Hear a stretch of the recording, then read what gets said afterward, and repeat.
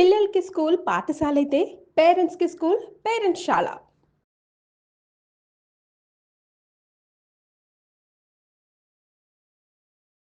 మీ గత జన్మలో ఏం జరిగింది కాబట్టి మీకు ఈసారి క్యాన్సర్ వచ్చిందని తెలుసుకున్నారు వనజ గారు? I was a very emotional person. చాలా ఎక్కువ emotions, who's holding back lot of emotions అన్నమాట. I would never speak out. ఏది ఉన్నా మనసులోనే పెట్టేసుకొని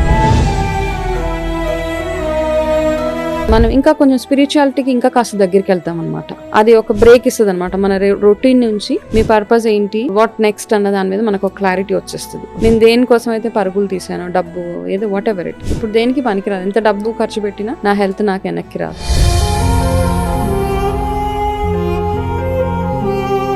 మీరు ఇదివరకు కూడా ఇలా కామ్ గా మాట్లాడేవారా లేక?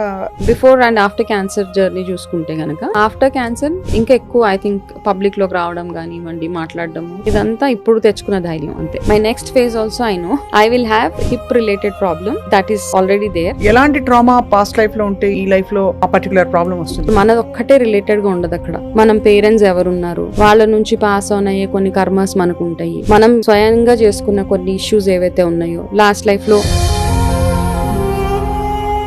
క్యాన్సర్ తో కానీ ఆర్థికంగా పూర్తిగా పీల్చేస్తుంది. అందుకే హెల్త్ ఇన్సూరెన్స్ చాలా అవసరం. ఆబ్వియస్లీ మీకు కూడా బోల్డ్ అంతా వదిలిపోయి ఉంటుంది డబ్బు. మా పాకెట్ లో నుంచే మనీ మంచినీళ్ళే. ఒక్కొక్క కీమో, ఒక్కొక్క radiation, medications, your test, your pet scans, ఇవన్నిటికీ ఏంటంటే you have to have deep pockets అంతే. లేకపోతే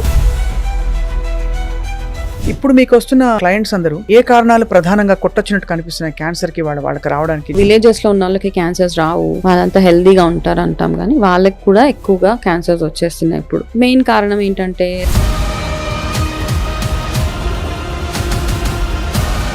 మీరు అండర్గో అయినప్పుడు cancer most down bottom line కి వెళ్ళిపోయాను నేను అన్న స్థితి ఏంటండి? ఫస్ట్ కీమో చేసుకుని వచ్చిన తర్వాత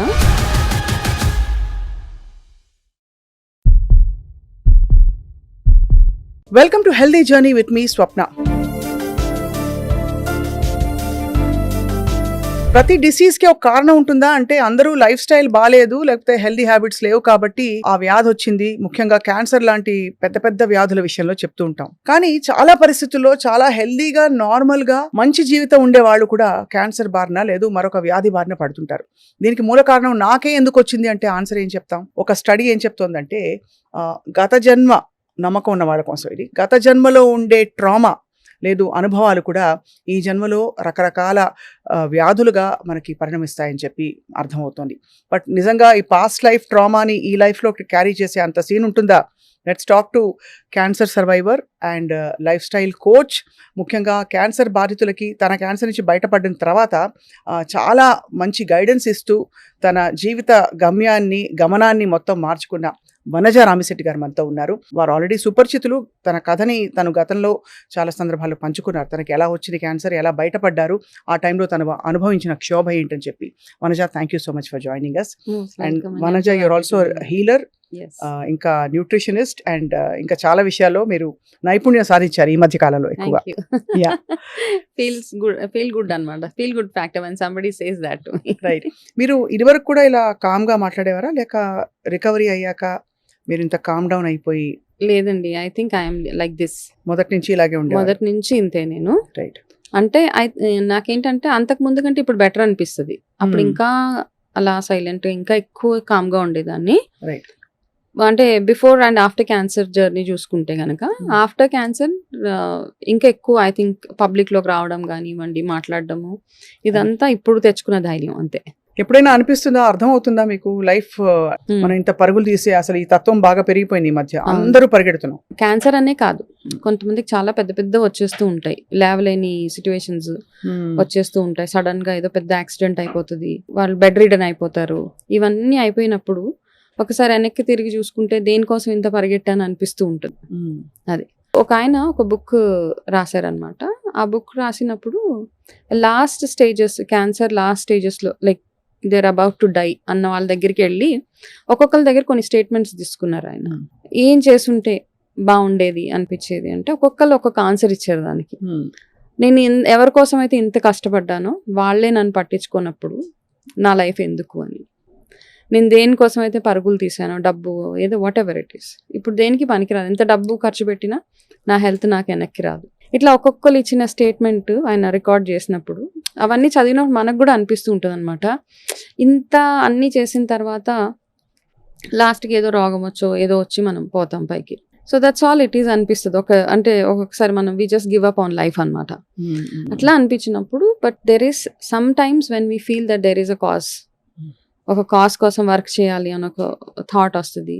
దాంతోపాటు ఇట్లాంటి పెద్ద పెద్ద ప్రాబ్లమ్స్ వచ్చినప్పుడు, ఎస్పెషలీ క్యాన్సర్ కానివ్వండి, ఇంకా కొన్ని డిజీజ్ ఉన్నాయి, అవన్నీ వచ్చినప్పుడు మనం ఇంకా కొంచెం స్పిరిచువాలిటీకి ఇంకా కాస్త దగ్గరికి వెళ్తాం అనమాట.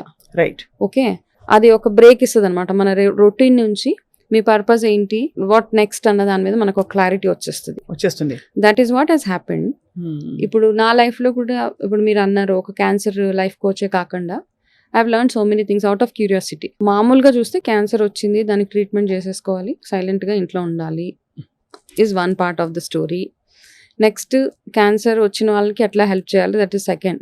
అసలు ఎందుకు వస్తుంది, అన్నీ బాగున్నప్పుడు ఎందుకు వస్తుంది అన్నది, దట్ ఈస్ వెన్ మనం ఆ స్పిరిచువాలిటీ, లాస్ట్ లైఫ్, కర్మ, ఇవన్నీ అన్నమాట, వాటిలోకి వెళ్ళాల్సిందే. అందరికీ ఇది వర్తిస్తుందా వనజ?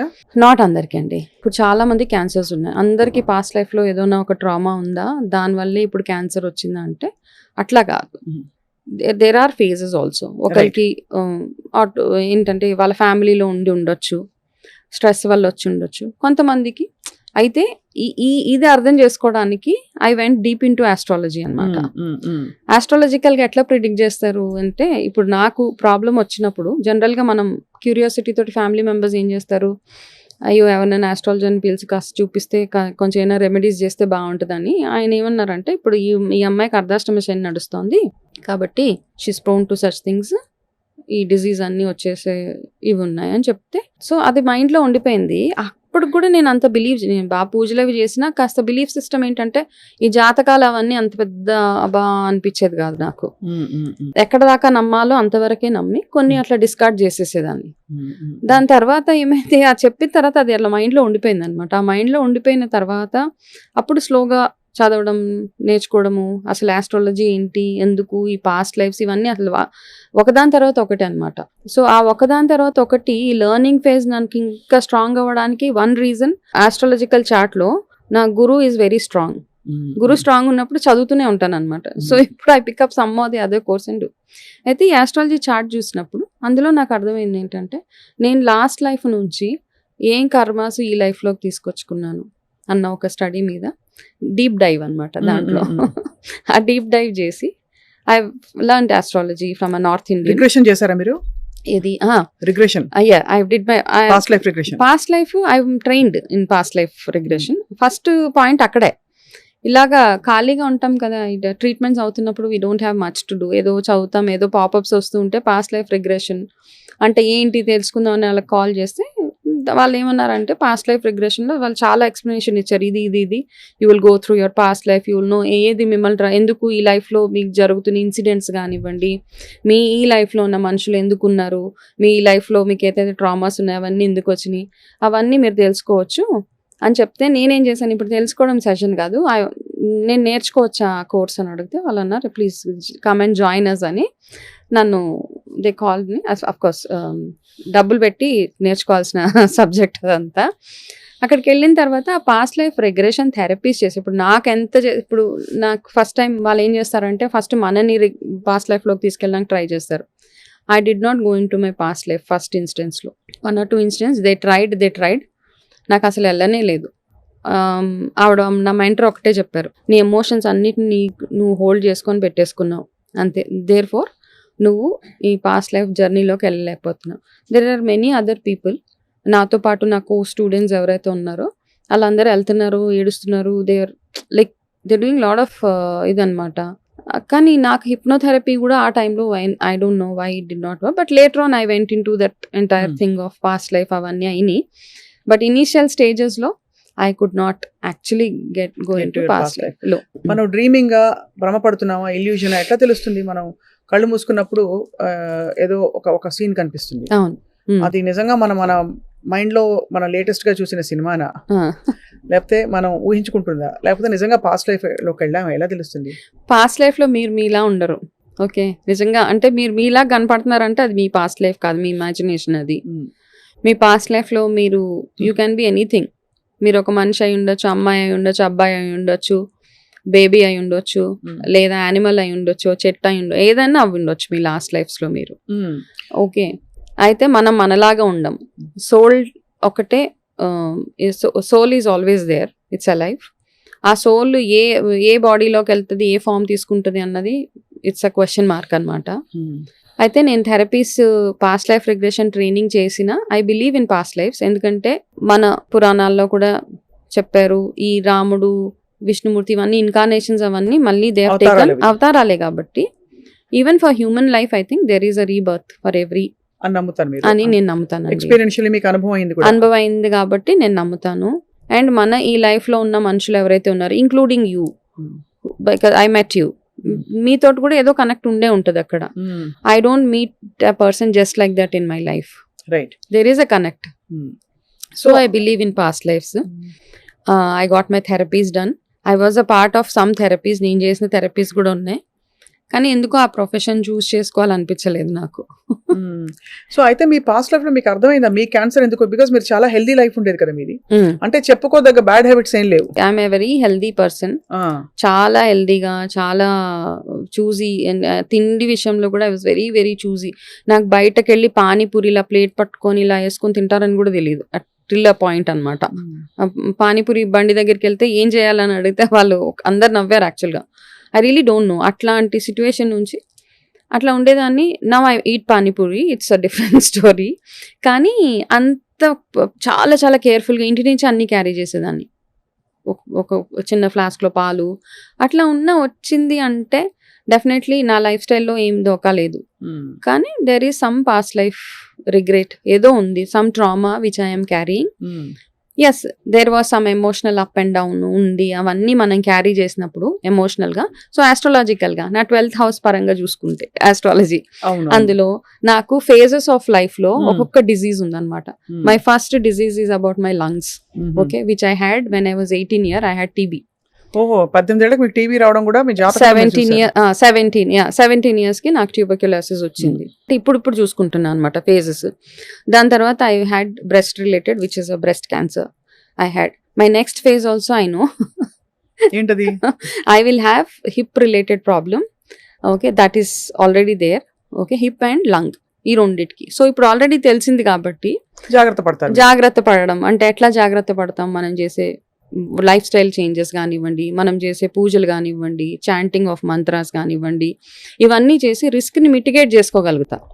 ప్రాబ్లం వస్తుంది, దాన్ని రాకుండా అంటే it will come anyways, it will come, కాకపోతే చిన్నగా అనమాట కొంచెం. You can manage that problem.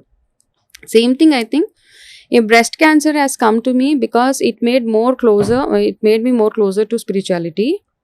అంటే ఇంకా కాస్త ఇంకా ఎక్కువ లైఫ్ని అర్థం చేసుకోవడానికి కానీ, లేకపోతే ఇంతకుముందు అంత చిన్నపిల్లల మెంటాలిటీలా ఉండేది నాది. యాక్చువల్లీ స్పీకింగ్, నేను నా వరకు అంతే, అంతకు మించి బియాండ్ దట్ నాకు ఏం ఉండేది కాదు.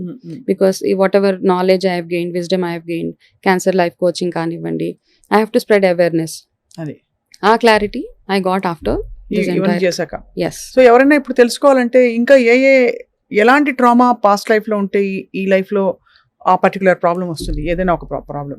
ఓకే, సో కోపం ఎక్కువ అనుకోండి పాస్ట్ లైఫ్ లో, సప్రెస్డ్ యాంగర్. సో ఇప్పుడు దాని నుంచి బయటపడడానికి ఏమవుతుందంటే, ఇప్పుడు మనది ఒక్కటే రిలేటెడ్ గా ఉండదు అక్కడ. మనం పేరెంట్స్ ఎవరున్నారు, వాళ్ళ నుంచి పాస్ ఆన్ అయ్యే కొన్ని కర్మస్ మనకు ఉంటాయి, మనం స్వయంగా చేసుకున్న కొన్ని ఇష్యూస్ ఏవైతే ఉన్నాయో. లాస్ట్ లైఫ్ లో you are a person who did not spread knowledge to anybody. For example, మీకు బోల్డ్ అంత నాలెడ్జ్ ఉంది, మీరు ఎవరికి ఆ నాలెడ్జ్ ని స్ప్రెడ్ చేయలేదు, యూఆర్ జస్ట్ హోల్డింగ్ ఇట్ అనమాట. వాళ్ళు ఎవరైనా బాగుపడిపోతారేమో అన్న ఒక ఫీలింగ్ తోటి ఇప్పుడు ఉంటారు. ఈ లైఫ్ లో I think you will be born as a teacher, a spiritual guru, అవన్నీ ఉన్నాయి. ఓహో, సో అంత డైరెక్ట్ కనెక్షన్ ఉంటుంది. సీరియస్లీ అదైతే చాలా ఉంటది అది. అండ్ కొంతమందికి ఏంటంటే చాలా టాలెంట్ ఉండి ఏదో నేర్చేసుకోవాలన్న తపన ఉంటది, అవన్నీ ఉండి they will not achieve. Like born talent అంటాం. చిన్న పిల్లలు ఇప్పుడు ఈ మధ్య చూస్తున్నాం ఇన్స్టాగ్రామ్ లో సూపర్ గా పాటలు పాడుతూ ఉంటారు చిన్న పిల్లలు, 1-2 years పిల్లలు. Because they past life they very well connected to some music background, అట్లాంటివి. ఇట్లా దేర్ సో మెనీ కేసెస్ అన్నమాట. ప్రాడిజీస్ అందరికీ అదే అలాగే ఉంటుంది. మంచి కూడా అలాగే పాస్ట్ లైఫ్ నుంచి వస్తుంది, చెడు కూడా అలాగే వస్తుంది. చెడు కూడా. And there are so many disease associated to our past lives. కొన్ని కొంతమంది విషయంలో. కొంతమందికి ఏంటంటే వాళ్ళ ఫ్యామిలీలో ఆల్రెడీ ఉంది, వాళ్ళు స్వతహాగా చేసుకున్న ఏదైతే లైఫ్ స్టైల్లో ప్రాబ్లం, వాళ్ళకి అన్ని బాగుంటాయి, జాతకం బాగుంటది, డబ్బులు ఉంటాయి, అన్ని ఉంటాయి, వండర్ఫుల్ లైఫ్ ఉంటది, but they still wanted to mess up their life అన్నప్పుడు అది మనం ఏం చేయలేము. ఇంకా ఇప్పుడు మీ గత జన్మలో ఏం జరిగింది కాబట్టి మీకు ఈసారి క్యాన్సర్ వచ్చిందని తెలుసుకున్నారు వనజ గారు? I think for me especially women కి వచ్చే ప్రాబ్లమ్స్ ఏవైతే ఉంటాయి, నాకైతే నా ఫ్యామిలీలో ఎవరికి క్యాన్సర్ లేదు, నాకు వచ్చే ఛాన్సెస్ లేవు, ఇవన్నీ ఉన్నాయి యాక్చువల్ గా. అవును, కానీ మీకు బాగా అంటే స్ట్రాంగ్ ఇది మంచి అడ్వాన్స్డ్ క్యాన్సర్ వచ్చింది. Advanced cancer, I had to go through organ, ఇది కదా organ, I had to get breast removal done. అంటే అంత సీరియస్ గా వచ్చినప్పుడు I think last lives లో నేను whatever little bit I could connect with my last life, I was a very emotional person. చాలా ఎక్కువ emotions, who's holding back lot of emotions అన్నమాట. I would never speak out. ఏది ఉన్నా మనసులోనే పెట్టేసుకొని, మనసులోనే దాసేసుకొని, ఆ ట్రామా అంతా ఏదైతే ఉంటుందో ఆ ట్రామాని మనం ఈ లైఫ్ లో క్యారీ చేస్తాం. అంటే లాస్ట్ లైఫ్ లో ఉన్న క్వాలిటీస్ ఏవైతే ఉంటాయో మనకి ఈ లైఫ్ లో కూడా క్యారీ అవుతాయి to my mind. It will ఎక్కడో ఒక దగ్గర మనకి కొంతమంది చూడండి వితౌట్ ఎనీథింగ్, హైట్ చూస్తే భయపడిపోతారు, నిప్పుని చూస్తే భయపడతారు, వాళ్ళకి ఏ బ్యాక్గ్రౌండ్ ఉండదు, ఎందుకు భయపడతారు ఇవన్నీ తెలియదు. సో ఇవన్నీ మనకి you must have read many masters many lives, ఈ బుక్స్ అన్ని చదివినప్పుడు, బ్రెయిన్ వైస్ అందులో చదివినప్పుడు మనకి చాలా బాగా క్లారిటీ వస్తుంది అనమాట, ఎందుకు ఇలాగ అవుతుంది ఈ లైఫ్ లో. అంటే we are not trying to force people and say like మీరు you have to believe in this entire thing, we are just sharing the knowledge ante. So for me I am a very very emotional person, but ఆ emotions ని ఎప్పుడు బయట పెట్టకుండా అట్లా ఆ life lead చేసేసా, కాబట్టి ఆ సప్రెషన్ ఇలా వచ్చింది. ఆ suppression has actually come like this. ఇక్కడ మిమ్మల్ని క్యాన్సర్ ఇబ్బంది పెట్టినప్పుడు చాలా మీరు షాక్ అయ్యారా మనోజ్ గారు? అంటే ఇనీషియల్ గా యాక్సెప్టెన్స్ ప్రాబ్లం ఉంటది కదా, ఎందుకు అసలు ఇది ఎందుకు రావాలి, ఫస్ట్ నేనేం తప్పు చేశాను, నేను బాగా తింటాను, నార్మల్ గా తింటాను కదా, అంటే అప్పటికి ఇంకా మనకి క్యాన్సర్ అంటే ఒక డెత్ సెంటెన్స్ వరకు అవగాహన. అప్పుడు 8 years back, no I'm 8 years cancer free now. So అప్పటికి అంతే అవగాహన, క్యాన్సర్ అంటే ఇంకా వెళ్ళిపోతాము అట్లా అని అంతవరకే తెలుసు. దాని తర్వాత ఎందుకు ఇలా వచ్చింది, నాకేం ప్రాబ్లం వచ్చింది. అయితే ఏమవుతుంది అంటే ఎంటైర్ దాంట్లో ఈ బ్లేమ్ గేమ్ ఒకటి స్టార్ట్ అయిపోతుందండి విత్ ఇన్ ద ఫ్యామిలీ కూడా. చాలా పొద్దున్నే లేసిపోతున్నావు, చాలా స్ట్రెస్ గో త్రూ అవుతున్నావు, లేకపోతే ఇంకొక ఇష్యూ, అట్లా అందరూ ఎవరికి తోచింది వాళ్ళు అంటా ఉంటారనమాట. ఇప్పుడు నా ఇష్యూలోనే కాదు, నా దగ్గరకు వచ్చే ప్రతి ఒక్క క్యాన్సర్ సర్వైవర్స్ ఎవరైతే ఉంటారో పేషెంట్స్, వాళ్ళందరితో ఇదే ప్రాబ్లం. ఇట్లా చేసిందండి, అట్లా చేశారండి, అందుకే ఇది వచ్చేసిందండి, మా అత్తగారు నన్ను చాలా ట్రబుల్ చేశారండి, లేకపోతే మా ఆడబడుచులు నన్ను ట్రబుల్ చేశారండి, నేను ఆ పెయిన్ స్ట్రెస్ తీసుకోలేక నాకు ఇలా క్యాన్సర్ వచ్చేసింది. So cancer will not come because somebody is troubling you. It will only come when you are unable to process your emotions in a proper way. ఎక్కడో ఒక దగ్గర suppressed emotions అవన్నీ, that is one part of it. Second, me life style, మీరు ఏం తింటున్నారు, అవన్నీ కూడా add అవుతాయి దానికి. అది అవన్నీ కొంచెం ప్రెస్క్రైబ్ చేస్తాయి. yes right. మీరు అండర్గో అయినప్పుడు క్యాన్సర్ మోస్ట్ ఇంకా బాటమ్ లైన్కి వెళ్ళిపోయాను నేను అన్న స్థితి ఏంటండి? When was it very difficult for you? That was during my కీమోథెరపీస్లో ఫస్ట్ కీమో నాకు అందరు ఇలా భయపెట్టేశారు, కీమో వస్తే నీకు ఇంకా you will be like hell కనబడుతుంది నీకు అంటే, నేను ఫస్ట్ హెల్ అయిపోతుంది ఇంకేమవుతుందని ఫస్ట్ కీమో చేసుకుని వచ్చిన తర్వాత 24 hours I was absolutely fine. ఏం జరగలేదు, ఏమీ లేదు. Then I was having a thought, ఏంటి కీమో అయిపోతే ఏదో అయిపోతుంది అని చెప్పారు. Nothing, I'm so good. ఒక చిన్న చెస్ట్ లో కొంచెం బర్నింగ్ సెన్సేషన్ తప్పిస్తే నాకు ఏమీ లేదు అన్నట్టు. I thought everything is fine, అనవసరంగా భయపెడుతున్నారు అని. ఒక 2 days తర్వాత the actual side effects started. సరే ఓకే, సరే చెప్పారు కదా అప్పుడు అనమాట, సరే అందరు చెప్పారు కదా, కాస్త ప్రిపేర్డ్ గా ఉన్నాను. First was okay, second is also okay when we lose your hair, ఇవన్నీ ఓకే, జుట్టు ఐబ్రోస్ మొత్తం అసలు కంటి రెప్పలు అన్ని పోయినప్పుడు యూ లుక్ వెరీ డిఫరెంట్. అది కూడా I accepted it because I know it is a temporary face. Because ఎందుకంటే నేను జుట్టు గురించి ఎక్కువ స్ట్రెస్ చేసి ఎవరి దగ్గర కూడా మాట్లాడిన క్యాన్సర్ పేషెంట్స్ వస్తాయి కూడా, బికాస్ వెళ్ళింది వస్తుంది మళ్ళీ పెరిగిపోతుంది. The main thing we need to focus is are in immunity, దాని మీద ఫోకస్ చేసుకోగలిగితే. థర్డ్ కీమో వచ్చినప్పుడు I was like literally I couldn't అంటే నా బాడీ ఆల్సో తీసుకోలేకపోయింది అనమాట. My blood levels have drop to 5%. ఆ 5% డ్రాప్ అయిపోయినప్పుడు they had to infuse blood. ఆ ఇన్ఫ్యూజ్ చేసినప్పుడు కొన్ని ఇన్సిడెంట్స్ మనసుకి చాలా కష్టం అనిపిస్తాయండి. ఐ వాజ్ హాస్పిటలైజ్డ్ అనమాట. 3rd కీమోకి చాలా బ్లడ్ తక్కువైపోయింది. My platelets have dropped like క్రేజీగా డ్రాప్ అయిపోతే ఇవంతా వాళ్ళు చేస్తున్నారనమాట. ఈ ప్లేట్లెట్స్ అండ్ బ్లడ్ ఇన్ఫ్యూజన్స్ ఇవన్నీ చేస్తుంటే నాకు బ్లడ్ ఎక్కించడం అయిపోయింది. ఇట్ వాజ్ మిడ్ నైట్ అయితే మా హస్బెండ్ వెళ్ళి అక్కడ సిస్టర్ ని నర్స్ ఒక ఆయన, ఇట్స్ అ మేల్ అటెండెంట్ ఎవరు అక్కడ ఉన్నాడు ఒక ఆయన, డిసైడ్ అయిపోయింది కొంచెం అది తీసేయండి అంటే హీ వాజ్ లైక్ లిటరల్లీ అది మొత్తం ఎలా పట్టి ఇట్లా పీకేశాడు నా చేతిలో నుంచి. దేర్ వాజ్ నో అంటే ఆ కొంచెం సున్నితత్వము, ఒక క్యాన్సర్ పేషెంట్ ని మనం ఎట్లా ట్రీట్ చేస్తున్నాము అదేం లేదు. That pull itself already నేను చాలా ట్రామా గో త్రూ అవుతున్నా. అలా చేసినప్పుడు నాకు చాలా అంటే ఎంతో కష్టం అనిపించింది. That was one phase. And నా సెకండ్ అది అవుతున్నప్పుడు I literally had tears in my eyes. దాని తర్వాత నా పక్కనే రూమ్ లో క్యాన్సర్ సర్వైవర్ చనిపోయింది. For cancer she lost her life for cancer. ఈ రెండిటి నుంచి మెంటల్ గా ఫిజికల్ గా నేను by the time I went home I was totally down completely. నాకు అంటే ఈ రెండు ప్లే చేసాయి అనమాట. అంటే ఇక్కడ ఏంటంటే ఫిజికల్ గా మీరు ఎంత స్ట్రాంగ్ గా ఉన్నా ఒక్కొక్కసారి మీ మెంటల్ హెల్త్ ఇంపాక్ట్ అవుతుంది కదంటే అప్పుడు మీరు ఏం చేయలేరు అనమాట. You are so dejected in life. అట్లా అయిపోయి 3rd కీమోకి I lost weight. I was like I said I want to just give up. ఈ పెయిన్స్, ఈ మంటలు, ఫుల్ అంతా ఇలాగ ఎగ్జిమా వచ్చేసి I have those photos with me. ఆ ఫేజ్ లో ఏంటంటే అన్ని ప్రాబ్లమ్స్ అంటారు కదా, ఎగ్జిమా అంటే ఒకలాగా కాదనమాట. దిస్ ఎంటైర్ హ్యాండ్ ఇలా మొత్తం ఇలాగా స్కేలింగ్ లాగా అయిపోయి రెడ్ గా ఒకలాగా అలా ఇలా అయిపోతే నా భోజనం తినాలంటే కూడా I use to feel very weird with my hand. అయ్యో ఇలా తినాలా. అండ్ నా బాబు he was just 5 year old, my second child. వాడికి అన్నం పెట్టాలంటే కూడా నాకే చిరాకు అనిపించేది. అరే ఏంటి ఇట్లా అయిపోయిందా బాడీ అని.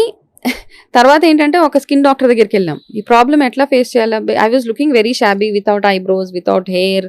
దానికి తోడు ఇదంతా నల్లగా అయిపోయి my nails were black. Okay ఇవన్నీ ఉంటాయి అంటే you look in a very very pathetic situation లో కనపడినప్పుడు ఆ డాక్టర్ దగ్గరికి వెళ్ళినప్పుడు ఇవన్నీ ఏంటంటే మనం ఎంత స్ట్రాంగ్ గా ఉండాలనుకున్నా మన చుట్టూరు ఉన్న మనుషులు కానివ్వండి, పరిస్థితులు కానివ్వండి మనం ఉండనివ్వరు చాలా సార్లు. సో అవన్నిటిని ఓవర్కమ్ ఎట్లా అవ్వాలి. సో ఆ డాక్టర్ లిటరల్ గా నన్ను చూసి ఏమైందండి అంటే నేనన్నా ఇలా నాకు ఇదంతా ఇలా ఎగ్జిమా లాగా సంథింగ్ అండి, నాకు తెలియదు అది ఎగ్జిమా అని కూడా తెలియదు because I never face such issues.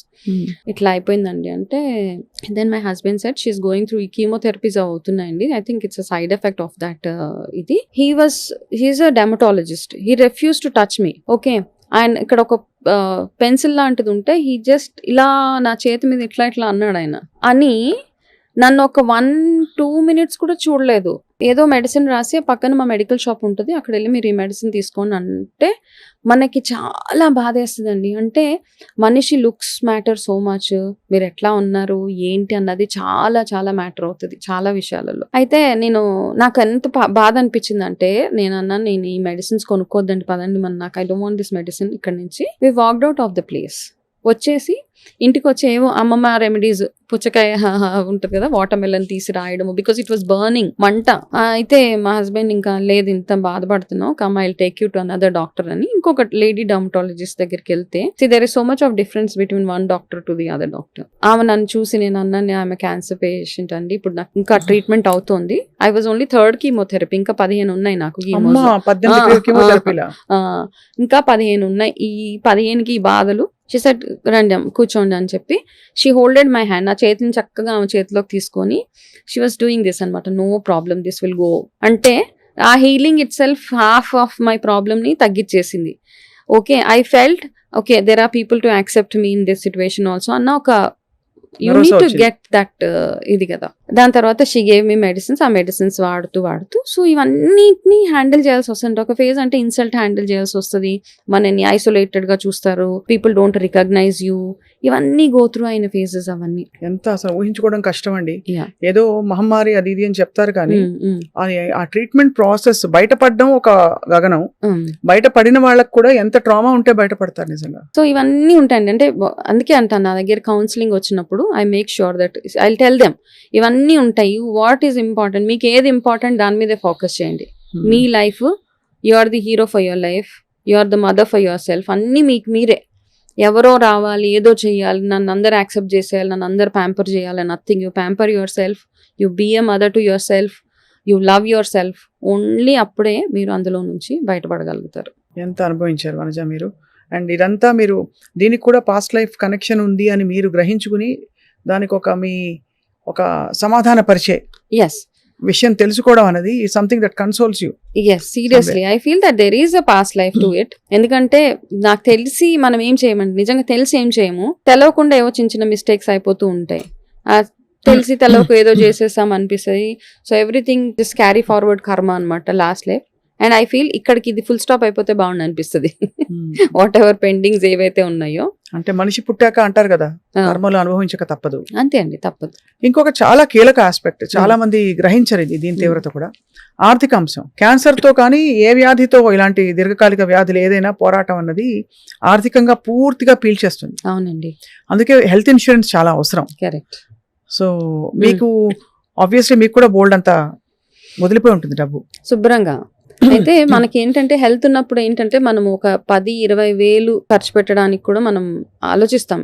Insurance కోసము, మామూలుగా టర్మ్ ఇన్సూరెన్సెస్, ఏదో లైఫ్ ఇన్సూరెన్స్, ఏవో ఒకటి. లైఫ్ ఇన్సూరెన్స్ ఏది తీసుకున్నా తీసుకోకపోయినా మీరు బ్యాంకులో 10,000 చిట్టీలు కడతాం, ఇవన్నీ ఉంటాయి కదా, కిట్టీలు, ఇవన్నీ ఎట్లా ఉన్నా ఒక పని చేయాల్సింది ఏంటంటే we have to take insurance, ఆ గుడ్ ఇన్సూరెన్స్. ఇప్పుడున్న లైఫ్ స్టైల్కి, ఇప్పుడున్న ప్రాబ్లమ్స్కి, ఇప్పుడున్న డిజీజ్కి, ఇప్పుడున్న ఖర్చులకి, హెల్త్ పరంగా మనకు అయ్యే ఖర్చులకు మాత్రం take I suggest a good 50 lakh insurance is important. 50 lakh, NATing 5 lakhsలో ఏమీ అవ్వదు. నా క్యాన్సర్ వచ్చినప్పుడు నాకు 5 lakhs ఇన్సూరెన్స్ ఉండేది. దట్స్ ఒక్క ట్రీట్మెంట్ ఒక్కసారికి అయిపోయింది అదంతా. దెన్ ఆఫ్టర్ దాట్ మా పాకెట్లో నుంచే మనీ మంచినీళ్ళే మొత్తం అనమాట. ఇలాగా వెళ్తూనే ఉంటుంది. ఒక్కొక్క కీమో, ఒక్కొక్క radiation, then any other medications, your test, your pet scans, ఇవన్నిటికీ ఏంటంటే you have to have deep pockets అంతే. లేకపోతే అలా అప్పులు చేయాల్సిన పరిస్థితి, అట్లాంటివన్నీ వచ్చేస్తాయి. చాలా ఇబ్బంది కదా. So now I feel that every person మనకేంటంటే ఆ 20,000-30,000 కోసం ఆలోచించి హాస్పిటల్ బిల్స్ 10-20 లక్షలు వెళ్తుంటే మనకి వస్తుంది, కళ్ళ నుంచి రక్తం కారిపోతుంది. So I suggest every person, నా సిన్సియర్ సజెషన్, ప్రతి ఒక్కరు they need to have a insurance come what may. దానికోసం మీరు డబ్బులు దాచుకోండి, నెలకు ఒక 2,000-3,000 పక్కన పెట్టుకొని ఒక 12 months తర్వాత టేక్ ఎ గుడ్ ఇన్సూరెన్స్. ఇప్పుడు I have a 50 lakh insurance. Now this year I want to go for another 75, because నా దగ్గరికి ఎందుకు అంటే కూడా ఒక్కొక్కరు వస్తూ ఉంటారండి. రీసెంట్గా వన్ ఆఫ్ మై ఒక క్లయింట్ ఎవరైతే క్యాన్సర్, ఓవేరియన్ క్యాన్సర్, అది లంగ్ స్ప్రెడ్ అయిపోయింది. వాళ్ళ cost what ever the estimate given was 74 lakhs for the treatment. వాళ్ళకి ఇన్సూరెన్స్ లేదు, ఏది లేదు. ఏం చేస్తారు? ఐదర్ వాళ్ళు ఇల్లు అమ్మేసుకోవాలి, ఎసెట్స్ అమ్మేసుకోవాలి, అట్లా. కాబట్టి ఇన్సూరెన్స్ ఉంటే మాత్రం యు ఆర్ సేవ్డ్, అంతే. ఆ బర్డన్ మనకు ఉండదు. చాలా కీలకమైన విషయం. ఇప్పుడు మీకు వస్తున్న క్లయింట్స్ అందరూ ఏ కారణాలు ప్రధానంగా కొట్టొచ్చినట్టు కనిపిస్తున్నాయి క్యాన్సర్కి? వాళ్ళకి రావడానికి జెనెటిక్సా, లేక సరే పాస్ట్ లైఫ్, అవి తర్వాత మనం ఇన్వెస్టిగేట్ చేస్తే అర్థమయ్యేవి. కొట్టొచ్చినట్టు కనిపించే కొన్ని ఉంటాయి కదా.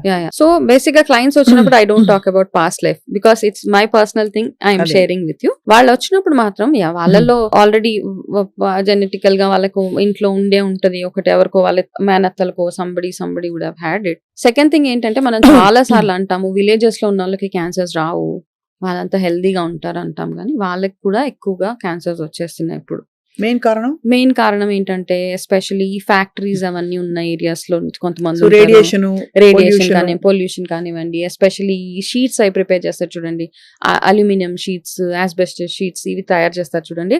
అట్లాంటి ప్లేసెస్ నుంచి కూడా చాలా మందికి లంగ్ క్యాన్సర్స్ అవి ఎక్కువ అయిపోయి ఇవన్నీ ఉన్నాయి అన్నమాట. And second thing is sleep, సరిగా నిద్రపోరు, టైంకి తినరు, నిద్రపోవాల్సిన టైంలో భోజనం చేయడము, గట్ హెల్త్ని సరిగ్గా చూసుకోకపోవడము, అన్నిటికంటే ఇంపార్టెంట్గా ప్రీ క్యాన్సరస్ కండిషన్స్ ఏవైతే ఉంటాయో మనకి చిన్న ఇండికేషన్స్ ఇస్తూ ఉంటాయి. ఉదాహరణకు అవి ఇవ్వండి, అవి చెప్పండి. లైక్ మీ బావల్ మూవ్మెంట్ లో changes, either too much of motions అయిపోతాయి, మధ్యలో ఏది తిన్నా మీకు మోషన్స్ అవుతుంటాయి, అప్పుడు క్యాన్సర్ ఉండదు. కానీ మన బాడీ మన మొహం మీద పింపుల్స్ వచ్చినా, చిన్న పిగ్మెంటేషన్ వచ్చినా, ఏదో చెప్పడానికి ట్రై చేస్తుంది అనమాట. It is saying there is a problem, please get it corrected అని. మనం ఎంతసేపు పైన ఏం రాసేస్తే పోతాయి అని చాలా మంది ఎవ్రీబడి అందరూ దానికోసమే వస్తారు, ఏం రాస్తే ఏం ప్యాక్ వేస్తే. సో ఆ ప్యాక్స్ అని అవని ఇవని I made lot of videos, but the reality is లోపల ఏం తింటున్నారు, you are what you eat కంటే కూడా you are what you digest is what is today's ఇదనమాట. ఇదొకటి. ప్లస్ మీకు ఈ హ్యాండ్స్ అవి ఇప్పుడు చెప్తా, ఒక ఆవిడకి ఏంటంటే పులిహోర తినంగానే ఆవిడకి కడుపులో నొప్పి వచ్చింది. One of my client severe గా కడుపులో నొప్పి వచ్చేది. షీ స్టాప్డ్ ఈటింగ్ పులిహోర.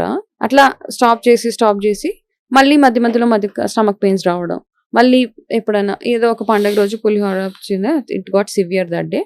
వెళ్ళి చూస్తే she had stomach cancer. Okay, కడుపు నొప్పి ఉండేది ఆవిడ, కడుపు నొప్పి ఉండేది. ఇగ్నోర్ అంతే, ఏదో లే అనేసి ఒక టాబ్లెట్ వేసేసుకుంటాం, కూర్చుంటాము. సో ఇట్లాంటి చిన్న చిన్న సిమ్టమ్స్ ఏవైతే వస్తాయి, కంటిన్యూస్ గా కాఫ్ రావడము, చిన్నగా అంటే మనకు తెలవకుండానే కాఫ్ కంటిన్యూగా వస్తుంది అంటే ప్రీ క్యాన్సరస్ కండిషన్స్ అవన్నిటిని మనం అడ్రస్ చేసుకుంటూ, అండ్ ఎస్పెషల్లీ గట్ హెల్త్ వచ్చేటప్పటికి ఆడవాళ్ళకి వచ్చేటప్పటికి బ్రెస్ట్ రెగ్యులర్ గా ఎగ్జామిన్ చేసుకోవడము, పీరియడ్స్ టైంలో లంప్స్ వస్తున్నా కానీ వాటిని ఇగ్నోర్, చాలా మందికి పీరియడ్స్ ముందు లంప్స్ వస్తూ ఉంటాయి, దాన్ని ఇగ్నోర్ చేయకుండా మధ్యలో 6 months ఒకసారి మ్యామోగ్రఫీ అవి చేయించుకొని రావడం, ఇట్లాంటివి చేయించుకుంటే దెర్ ఇస్ నో ప్రాబ్లమ్. కాకుండా కళ్ళు బ్లర్డ్ గా ఉండడం, కళ్ళు బ్లర్, ఎస్. చాలా మంది ఏంటంటే one of my client site ఏమోనని వెళ్ళి సైట్ చూపించుకుంటున్నాడు అతను, బికాస్ బ్లర్రీ విజన్ అయిపోతుంది. వెళ్ళి సైట్ ఏం లేదు, సైట్ అంతా నార్మల్ గా ఉంది, ఎందుకు ఇట్లా వస్తుందని he started using those reading glasses, nothing is working. Final గా ఏంటంటే అతనికి బ్రెయిన్ ట్యూమర్, కానీ ఎక్కడ ఏం సిమ్టమే అనిపించట్లేదు. అందుకని ఏంటి అంటే we stress on yearly annual health checkups,